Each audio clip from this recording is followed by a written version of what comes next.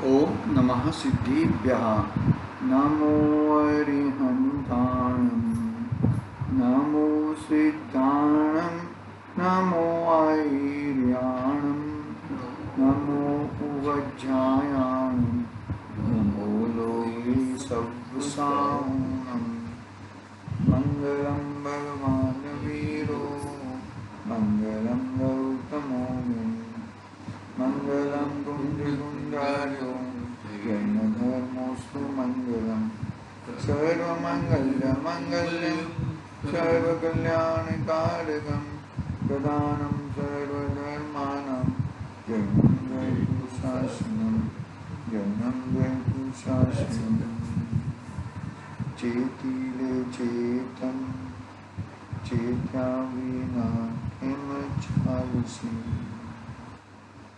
नमः श्रीवर्धमानाय निर्दोष्मकलिलात्मने सालोकानं त्रिलोकानं यद्विद्यादर्पणयति।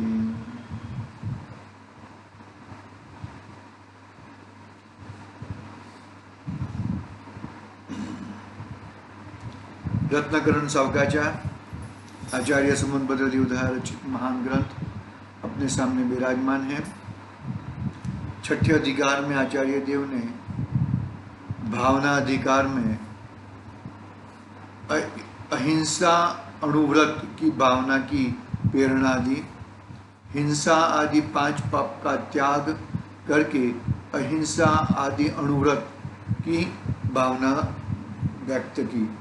इसके आगे मतलब श्रावक हमें जो भी श्रावक है वो अहिंसा अणुव्रत की भावना हमेशा भानी चाहिए। अहिंसा अणुव्रत है, अचौर्य अणुव्रत है, ब्रह्मचर्य अणुव्रत है, परिग्रह परिमाण अणुव्रत है और सत्याणु अणुव्रत है। तो ये सब की भावना भाने की बात कही।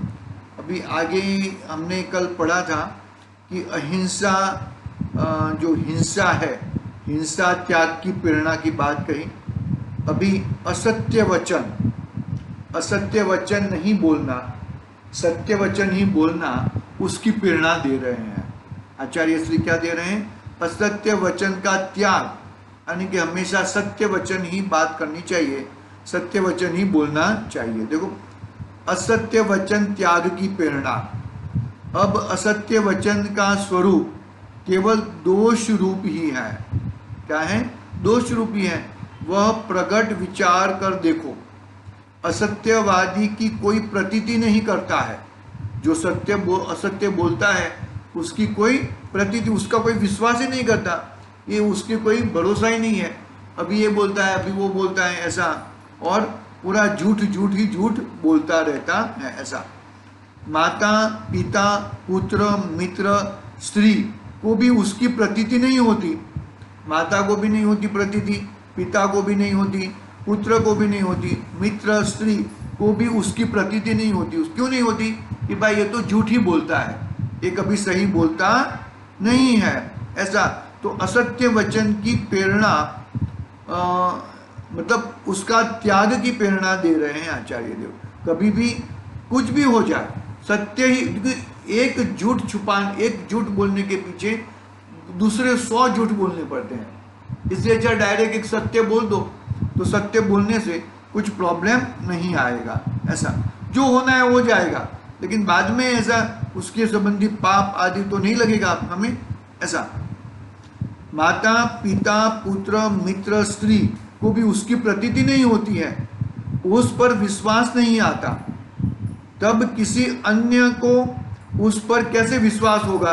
अपने माता पिता पुत्र मित्र स्त्री आदि को उसके ऊपर विश्वास नहीं आता, तो अन्य किसके ऊपर विश्वास करेगा? अन्य लोग उसके ऊपर कैसे विश्वास करेंगे? जगत में जितना भी व्यवहार है वह सब वचन के द्वारा ही है। वचनों के द्वारा जो भी आपले होती है, वचनों से ही आपले होती है। जिसने अपना वचन बिगाड़, उसने अपना सभी व्यवहार बिगाड़ लिया। जिसने अपना वचन बिगाड़, उसने अपना सभी व्यवहार बिगाड़ लिया। धर्म अर्थ काम मोक्ष चारों पुरुषार्थ वचन द्वारा ही चलते हैं। धर्म अर्थ काम और मोक्ष चारों पुरुषार्थ वचन के द्वारा ही चलते हैं। मोक्ष भी वचन, यानी कि मोक्ष तो अवचन का बात है, लेकिन मोक्ष की बात, ये मोक्ष मार्ग है, ये संवर निद्रा वो मोक्ष मार्ग है, एक देश मोक्ष मार्ग, और साक्षात मोक्ष मार्ग तो सिद्धालय है। वो सब वचन के द्वारा हमें मालूम पड़ता है ना, वचन से मालूम पड़ता है। देखो क्या कहा, धर्म की बातें हैं, अर्थ यानी कि रुपये पैसे काम, और काम जो भी काम है वो, तो मोक्ष और मोक्ष चारों पुरुषार्थ वचन द्वारा ही चलते हैं। जिसका वचन ही निंद्य हुआ उसके चारों पुरुषार्थ निंद्य हो जाते हैं।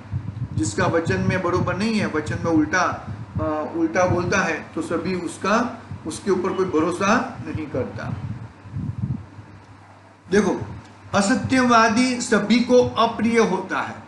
कोई ऐसा बोलते हैं कि मैं तो झूठ ऐसा बोल सकता हूँ, मुंह में मुंह, आंख में आंख डाल के भी झूठ बोल सकता हूँ। ऐसा कहने वाले बहुत सारे लोग रहते हैं कि मैं झूठ बोलूं तो भी सबको भरोसा बैठ जाता है। लेकिन वो एक बार 2 बार भरोसा बैठ जाएगा, लेकिन बाद में तो वो झूठ तेरा प्रकाशित होने वाला ही है, झूठ ही रूप हो जाएगा। इसके लिए कोई ऐसा मत सोच कि मैंने झूठ बोल दिया और बड़ा पराक्रम कर दिया, वो बहुत बड़ी तेरी गलत फहमी रहेगी। देखो, असत्यवादी सभी को अप्रिय होते हैं, जिसके उसके मायाचार होता है। हाँ, क्योंकि असत्यवादी को मायाचार भी होता है। असत्य और कपट में अविनाभावीपना है। असत्य और कपट में एक दूसरे के प्रेरक है। एक सिक्के के 2 पैसे हैं, 2 पासे हैं। एक साइड असत्य है तो दूसरी साइड कपट है। कपटी व्यक्ति को असत्य बोलना ज्यादा पड़ता है। कुवचन बोलना, चुगली करना, विकता, आत्म प्रशंसा, पराई निंदा, ये असत्य का परिवार है। कुवचन, चुगली, विकता, आत्म प्रशंसा, पराई निंदा, ये असत्य का परिवार है। असत्यवादी इस लोक में जिह्वा छेद, सर्वस्व हरण, जिह्वा के रोग से दुखी होना इत्यादि घोर दुख प्राप्त करता है। असत्यवादी जो है उसको उसका जीभ भी काट डालते हैं। सर्वस्व हरण, उसका सब कुछ हरण कर लेते हैं। जिह्वा में रोग हो जाता है, जिह्वा यानी कि जीभ में, ये से दुखी होना इत्यादि घोर दुख भी प्राप्त करता है। उसकी बदनामी होती है। परलोक में नरक इत्यादि में परिभ्रमण, तिर्यंच गति में वचन रहितपना तथा गूंगा, बहरा, अंधा, दरिद्री, रोगीपना मिलता है। मूर्खपना, वचन कला रहितपना होता है। जगत में दीनता का विलाप करता फिरता है, तो भी उसकी कोई सुनता ही नहीं है। क्या कहा, इतनी झूठ तो बोलना ही नहीं चाहिए। एक झूठ बोलते हैं उसके पीछे 100 झूठ बोलने पड़ते हैं। तो कभी झूठ कुछ भी हो जाए, एक सही बोलने से, पहले हम छोटे थे तब बहुत झूठ बोलते थे। अभी झूठ बोलना ही नहीं चाहिए। झूठ बोल के गड़बड़ क्या होएगा, जो होएगा देखा जाएगा। झूठ बोलना ही नहीं चाहिए। इसलिए असत्य वचन का त्याग करना श्रेष्ठ है। सत्य के प्रभाव से देवलोक में गमन, स्वर्ग का महद्विक देवपना मिलता है। उसके वचनों का समस्त जगत आदर करता है। समस्त उत्तम शास्त्रों का पारागामी होता है। कविपना, वाग्मीपना, अनेक जीवों का उपकार करने वाला होता है। उसकी आज्ञा लाखों मनुष्य अंगीकार करते हैं। ऐसा सत्य वचन का फल है। जिसने पूर्व जन्म में वचन की उज्ज्वलता धारण की है, उसके वचन सुनने की लाखों मनुष्य अभिलाषा करते हैं, चाहते हैं कि यह हमसे बोले तो हम कृतार्थ हो जाएंगे। यह सब सत्य वचन का प्रभाव है। ये सब क्या है? सत्य वचन का प्रभाव है। सत्य वचन, सत्यवादी जग में एकदम है ना, अपना उत्तम क्षमा आदि सत्य धर्म है ना, तो सत्य धर्म में सत्यवादी, उसको कोई चिंता नहीं है, कोई कोई दंड करेगा, कोई मारेगा, कोई वो करेगा, उसको बिल्कुल कोई चिंता नहीं है। सत्यवादी एकदम निर्भय पूर्वक जगत में भ्रमण करता है, ऐसा है। तो सत्य वचन का प्रभाव बहुत अच्छा है। देखो आगे, चोरी त्याग की प्रेरणा देते हैं। चोरी कभी नहीं करनी चाहिए। चोरी त्याग यानी कि चोरी कभी की नहीं है तो करनी भी नहीं चाहिए। ऐसा अरे कितनी कितनी प्रकार की चोरियां होती हैं। ऐसा किसी का धन लूट लिया वो भी नहीं है, बहुत सारी प्रकार की चोरियां होती है। आजकल कोई किसी के डेटा चोरी कर लेता है, कोई किसी का और कुछ चोरी कर लेता है, वो भी चोरी है। पैसा चुराना, धन चुराना, जवेरा चुराना, वो तो चोरी है ही। लेकिन और किसी का कोई पेपर चुरा लेना, एग्जाम लिखता है और दूसरे से कॉपी करता है, तो वो भी चोरी है। बहुत सारी प्रकार की चोरियां होती हैं। देखो अब चोरी के दोषों की भावना कहते हैं।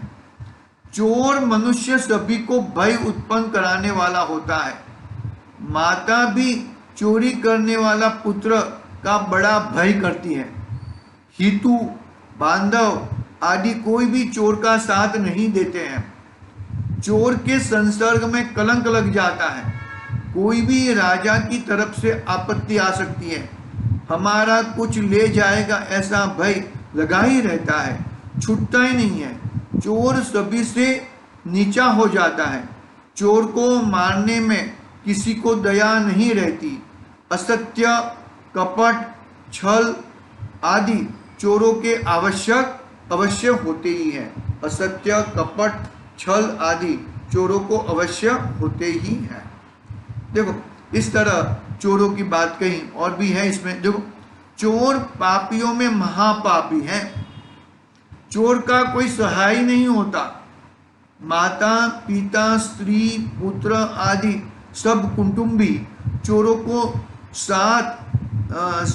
को अपने साथ नहीं रखते। वो वाल्मीकि लुटारा था ना, तो वाल्मीकि लुटारा था तो आके पूछा कि भाई मैं ये चोरी करता हूँ, पाप करता हूँ, तो ये चोरी और पाप में आप लोग कितने मेरे भागीदार है? तो सब लोगों ने बोल दिया कि हम आपकी चोरी में कोई भागीदार नहीं है। आपको घर चलाना है, चलाने के लिए आप मेहनत करके पैसा लाओ या कैसे भी करके पैसा लाओ, हमें दो वक्त की रोटी चाहिए।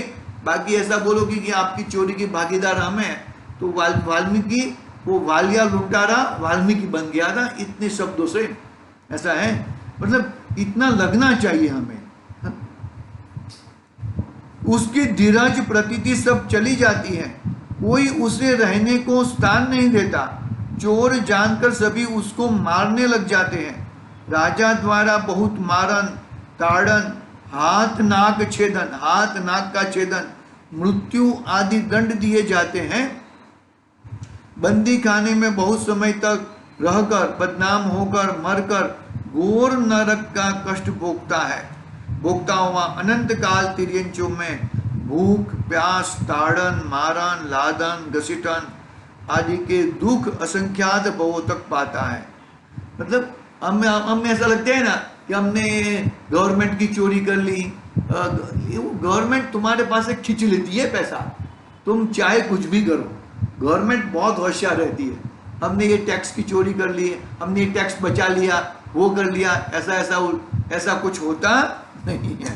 मतलब वो किसी न किसी तरीके से तुम्हारे पास से पैसे वो निकल ही जाते हैं और ये इधर के पैसे उधर चले जाते हैं। क्या फायदा?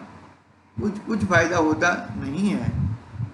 जितना तुम्हारे पास कमाई नहीं रहेगी उससे ज्यादा पैसा वो गवर्नमेंट लेके जा सकती है। देखो मतलब ये गवर्नमेंट की चोरी भी हमें नहीं करनी चाहिए, ऐसा बात है।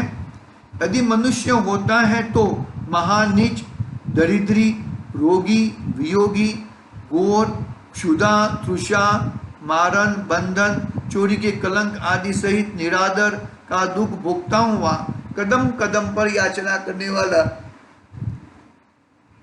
घोर दुखों को भोगने वाला संतान क्रम चला जाता है। इसलिए चोरी का दूर से ही परित्याग करो। कभी चोरी करनी नहीं चाहिए, चाहे कुछ भी हो जाए। फिर आगे अपने पुण्य पाप के अनुकूल जो विषय सामग्री मिली है उसमें संतोष धारण करके अन्य के धन की स्वप्न में भी वांछा नहीं करो। पराया धन पुण्य के बिना नहीं आता, पराया धन पुण्य के बिना नहीं आता। पूर्व जन्म में कुपात्र दान दिया, कुतप किया, उसके फल में दूसरे का धन हाथ लग भी जाए तो कितने दिन भोगोगे? तुम्हारी जब तक कमाई नहीं है दूसरे का धन आ गया तो वो कितने दिन तक भोगोगे? वो तो कोई लेके जाएगा और वो धन नष्ट हो जाएगा। इस तरह, लेकिन तुम खुद की कमाई नहीं कर पाओगे। जब तक खुद की कमाई नहीं करोगे तब तक कुछ फायदा नहीं है। महासंक्लिष्ट भावों से अल्प आयु भोकर दूर गति में चले जाएगा। इसलिए चोरी का दूर से ही त्याग करना श्रेष्ठ है। जिनकी पराये धन में इच्छा नहीं है, अपने पुण्य पाप के अनुकूल मिले धन में संतोष धारण करके अन्याय के धन में कभी चित्त नहीं चलाते, उसका इस लोक में भी यश होता है, प्रतीति होती है, सभी में आदर होता है। जिसने पराये धन की इच्छा नहीं की है, अपने पुण्य पाप के अनुकूल मिले धन में संतोष धारण क्या किया है, अन्याय से धन में कभी चित्त नहीं चलाते, उनका इस लोक में भी यश होता है, प्रतीति होती है और सभी में आदर होता है। बहुत शांति पूर्वक, धीरज पूर्वक अपना जीवन चलाना चाहिए और अपना जीवन चलाते चलाते अपना शांति पूर्वक आगे बढ़ना चाहिए। देखो, जिसके परिणाम पराये धन में नहीं जाते, अपने कमाए हुए धन में ही मंदराग रूप रहते हैं, उन्हें कभी एक भी कष्ट नहीं आता, अशुभ कर्म का बंद नहीं होता। सभी लोग अपना धन जमा करना चाहते हैं। परलोक में देवलोक की अपरिमित विभूति असंख्यात काल तक भोग कर मनुष्यों में राजाधिराज, मंडलेश्वर, चक्रवर्ती का वैभव भोग कर कर्म से निर्वाण प्राप्त करता है। इसलिए भगवान वितराग का धर्म धारण करके अन्याय के धन का त्याग करना ही श्रेष्ठ है। अन्याय के धन मतलब जो न्याय नीति के बगैर अपना जीवन चलाना, अपना जीवन न्याय नीति पूर्वक ही होना चाहिए और भोजन में अपभक्ष का त्याग होना चाहिए। ये तीन चीज तो श्रावक को होनी ही चाहिए। आगे कुशील त्याग की प्रेरणा, ब्रह्मचर्य व्रत है ना, ब्रह्मचर्य व्रत में क्या है कि अब्रह्मचर्य का कभी होना नहीं चाहिए, यानी कि कुशील का त्याग होना चाहिए। तो कुशील का त्याग कैसे? देखो, अब कुशील के दोषों की भावना भाकर कुशील से विरक्त हो जाना ही योग्य है। कुशीली पुरुष काम के मद से उन्मत्त होकर मंदोमत हाथी के समान घूमता है।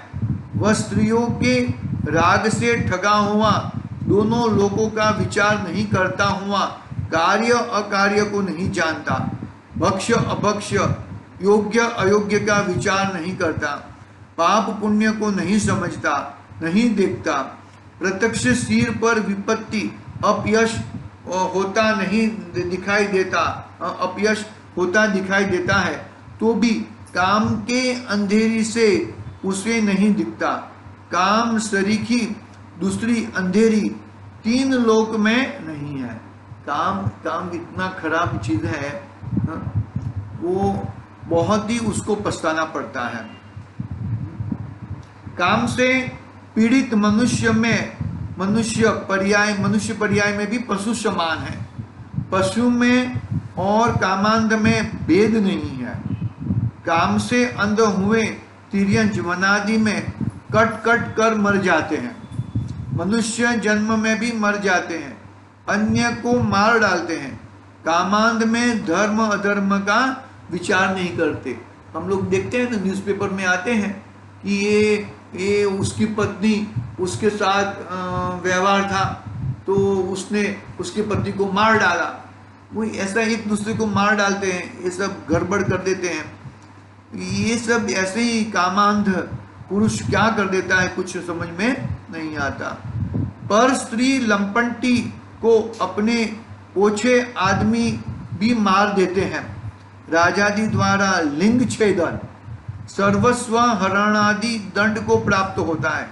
मरकर नरकादि दुर्गति में परिभ्रमण करके तिर्यंच मनुष्यों में घोर दुख प्राप्त घोर दुख भोगता हुआ नीच, चांडाल, चमार, गिवर, महादरिद्री, महाकुरूप, कोढ़ी, अंगहीन, अंधा, लूला, पांगला, कुबड़ा इत्यादि नीच पुरुषों मनुष्यों में उत्पन्न होकर फिर नरक, फिर तिर्यंच, फिर कुमानुष, नपुंसक आदि भवों में दुख भोगता है। इसलिए कुशील का त्याग करना ही श्रेष्ठ है। कुशील का त्याग करना, बोलो रावण की बात करें ना, हम लोग परसों बात कर रहे थे रावण महाराज की। तो रावण का कितनी एक मिस्टेक बहुत बड़ी है, छोटी मिस्टेक नहीं है, लेकिन वो मिस्टेक के कारण उसका पूरा वर्चस्व डामाडोल हो गया। हाँ? ऐसा है भाई। शीलवंत पुरुष स्वर्ग लोक में करोड़ों अप्सराओं को भोगकर असंख्यात काल तक भोग भोगता हुआ मनुष्य में प्रधान होकर अनुक्रम से मोक्ष का प्राप्त हो जाता है। इस तरह अपने को कुशील का त्याग होना चाहिए। हमें ब्रह्मचर्य की भावना भानी चाहिए। परिग्रह की प्रेरणा यानी कि परिग्रह त्याग की प्रेरणा, अपरिग्रह की प्रेरणा, परिग्रह परिमाण की प्रेरणा। परिग्रह कितना मिनिमम परिग्रह होना चाहिए। देखो अब परिग्रह की ममता का दोष विचार कर परिग्रह से विरागी होना श्रेष्ठ है। परिग्रह की ममता सभी 5 पापों में प्रवृत्त कराती है। जैसे ईंधन से अग्नि बढ़ती ही है, जैसे ईंधन से अग्नि बढ़ती है, उस प्रकार तृष्णारूप अग्नि से निरंतर परिग्रह की ममता बढ़ती है, तृप्त नहीं होती। मैं बस इतना कमा लूंगा, फिर मैं छोड़ दूंगा, इस तरह की भावना से कभी कार्य होता नहीं है। वो क्या होता है, अभी मानो कि अभी 5 लाख की भावना की, तो 5 लाख के बाद 25 लाख की भावना हो जाएगी, 25 लाख के बाद 1 करोड़ की भावना हो जाएगी। निरंतर भावना बढ़ती, क्योंकि ये जो इच्छा रूपी खाड़ा है ना, कभी पूरा नहीं होता। इच्छा रूपी खाड़ा बढ़ते ही जाता है, चाहे कुछ भी करो, ऐसा है। परिग्रह की ममता हिंसा, असत्य, चोरी, कुशील, अभक्ष, बहुतारम, कलह, वैर, ईर्ष्या, भय, शोक, संताप आदि 1000 दोषों में प्रवृत्ति करा देती है। ये ऐसा परिग्रह है भाई। परिग्रह 24 भेद त्याग करें मुनिराज। तो ऐसे 24 परिग्रह तो हमें तो अपरिग्रही तो नहीं बने हम, लेकिन परिग्रह परिमाण तो कर सकते हैं ना। अपरिग्रही तो धन्य मुनिराज है, हमें परिग्रह परिमाण कर सकते हैं। परिग्रह को इतना ज्यादा फैलाओ मत, इतनी बहुत सारे गड़बड़ करके इतना धंधा बढ़ाने का, इतना वो करने का, उससे मतलब अपना समय बिगड़ता है। देखो कमाना तो जितना होना है ना, इतना ही कमाई होती है, इसमें कुछ वो नहीं है, लेकिन उससे अपना समय हमें ऐसा लगता है ना, हम दूसरों के लिए कमा रहे हैं, उसके भरण पोषण के लिए कमा रहे हैं, ऐसा होता है। देखो ठीक है, बहुत सारे लोगों कितनी बड़ी कंपनियां 2-2 हजार, 5-5 हजार, 10-10 हजार एम्प्लॉय रहते हैं। 10 हजार एम्प्लॉय का पगार को काटना तो गलत काम करने पड़ते हैं उसके लिए। इसको डुबाओ, उसकी कंपनी को डुबाओ, उसकी कंपनी को कैप्चर करो, इससे पैसा लो, ये बैंक को उठाओ, वो सब निरंतर उसके विचारों में चलते ही रहता है। बैंक करप्ट हो जाती है, बैंक को डुबा देते हैं लोग, करोड़ों अजबों रुपया गलत पेपर दिखा के अजबों रुपये की लोन ले लेते हैं। ये सब परिग्रही है ना ये सब। तो इससे अच्छा भाई 4 रोटी खानी है, शांति से खाओ और अपना जीवन पूरा करो। ऐसा है। संसार में जितने भी बंधन, पराधीनता, कषाय व दुख है, वे सब परिग्रह के कारण हैं। जितने भी बंधन है, पराधीनता है, कषाय व दुख है, वे सब परिग्रह के कारण हैं। परिग्रह का त्याग कर देना सिर पे से बड़ा भार को उतार देने जैसा है। परिग्रह का त्याग, मुझे ही नहीं चाहिए, बस बात पूरी होगी, तो ये टेंशन क्लियर, मुझे उससे कोई मतलब ही नहीं है। परिग्रह का त्याग ही निर्बंध है। परिग्रह का त्याग का फल स्वर्ग और मोक्ष है। परिग्रह का त्याग ही समस्त कल्याण का मूल है। इस प्रकार हिंसा, असत्य, चोरी, कुशील, परिग्रह में जो दोष है उनकी भावना भाकर उन पापों का त्याग कर देना ही श्रेष्ठ है। पांच पाप का त्याग हमें करना चाहिए। हिंसा, झूठ, चोरी, कुशील और परिग्रह, ये 5 पाप का त्याग 5 व्रत है, अणुव्रत है। बाकी उपवास इत्यादि तो व्रत कहे वो तो ठीक है, वो तो है, वो नहीं, ऐसा नहीं है, लेकिन ये मेन व्रत है। अहिंसा अणुव्रत, सत्याणुव्रत, फिर अचौर्य अणुव्रत, फिर ब्रह्मचर्य अणुव्रत और परिग्रह परिमाण अणुव्रत। इस तरह के हमें 5 पाप को त्याग कर 5 अणुव्रतों की भावना भानी चाहिए। इस तरह अभी आगे बात है 5 भावों की त्याग की भावना, वो आगे की बात कल करेंगे। आज के लिए ओम नमः सिद्धि। निज निधि निज में बता